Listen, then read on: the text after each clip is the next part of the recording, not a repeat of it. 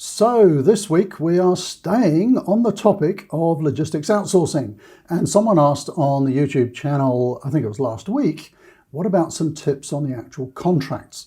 So after the last couple of weeks we've talked about some of the mistakes that 3PLs make, third-party logistics companies, when they're bidding for work. We've talked a little bit about some of the mistakes that the customers, the clients make when they're actually outsourcing logistics. And this week, we're going to be talking about the contracts themselves. And I'm going to talk about 4 common mistakes that people make, coming right up.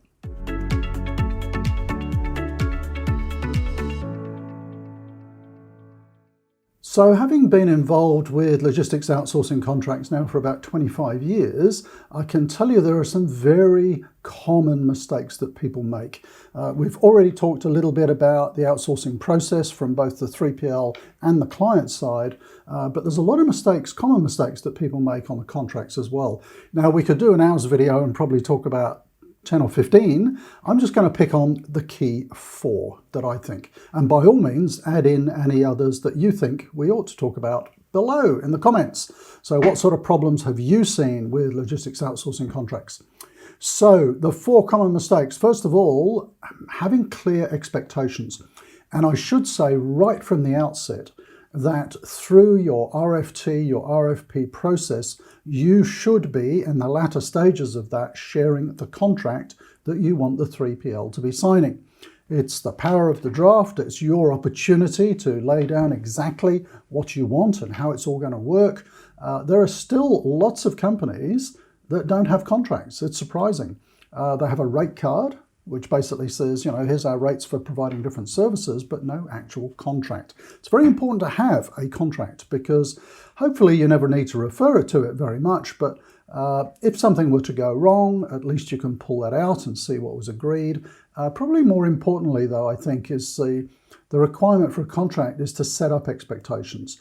So at least you and the other party are sitting down, going through all of the elements of the relationship, and it kind of sets things straight. So number 1 is clear expectations. Expectations about what? Well, service. What are the service needs that you have? What are the service targets that you have? So certainly you want some KPIs in that contract. We want DIFOT at this level, we want picking accuracy, we want inventory accuracy, whatever that might be. So certainly service elements, and also cost. So it's very easy for a 3PL contract to run away, get out of control a little bit, and costs can rise. And that's because some of this groundwork wasn't done right at the beginning. So you need to have some good cost KPIs around that. And that brings me on to number 2, really, which is cost management. So this is not really just about the rate structure. So I'm sure we've got lots of videos on the channel about rate structures, but if just a quick recap, the types of rate structures you might have are unit prices. So, it's a cost per pick, per unit dispatched, per order dispatched, per order delivered, whatever that might be. Less common are cost plus contracts, where basically the 3PL says, look, we'll resource the contract, and whatever the cost of that is, you're going to pay plus a margin. Cost plus can work sometimes when you really are not sure about volumes and things like that, but I would always say to people, go for a unit cost. So you want your rate structure in there, how you're actually going to be paying for the service. What I often like to do as we're developing the contract, and this would happen through the RFP or RFT process, is really to get the 3PLs responding with what they believe their costs are. In a fixed and variable way. So if you imagine all of the fixed costs, let's say in operating a warehouse, there's going to be the warehouse lease, all of the costs that are not impacted by the volume going through the warehouse. So there's going to be lease costs, management overheads. There's going to be probably a base level of salaries and wages. There's going to be base level of maintenance. So those are your fixed costs. And then you've got the variable costs that rise and fall depending on the volume actually being processed through the warehouse. So that could be additional labor, overtime, consumables, all those sorts of things which are volume dependent. I always like to see a contract costed with 2 buckets of costs, the fixed and the variable. And then quite often that allows you to actually put together a fee structure which says, hey, we'll cover the fixed costs every month, And then we'll have a variable sort of unit cost to cover these other costs, and that's going to go up and down depending on volume. So, of course, there's many, many different ways to actually structure those contracts, but that's just an example of one. So certainly, number two, cost management. How are the rate structures going to work? Talk about sort of rise and fall mechanisms. So how will it be impacted by increases in labour costs and fuel costs and all those sorts of things. And also things like ullage. You know, who's responsible for losses? A lot of contracts will have an ullage allowance, which I think comes from the beverage industry.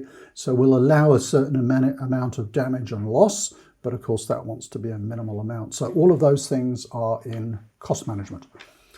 Number three, I would suggest, is continuous improvement.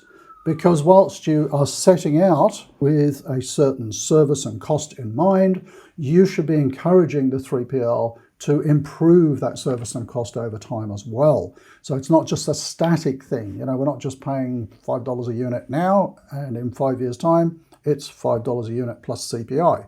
We want to see that cost coming down, that unit cost, and we want to see the service going up perhaps. And this is where you can have all sorts of incentives with the 3PL so that they can be gain sharing and so on. So continuous improvement, really important. And then number four, this is going to sound obvious, but a lot of people kind of miss this out. It's how are you going to manage the contract?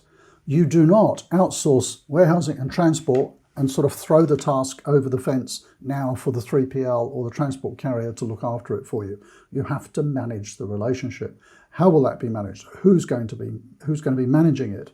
How often will performance reviews take place? And what's the agenda for those? All of that can be mapped out during the RFP and RFT process and actually put into the contract.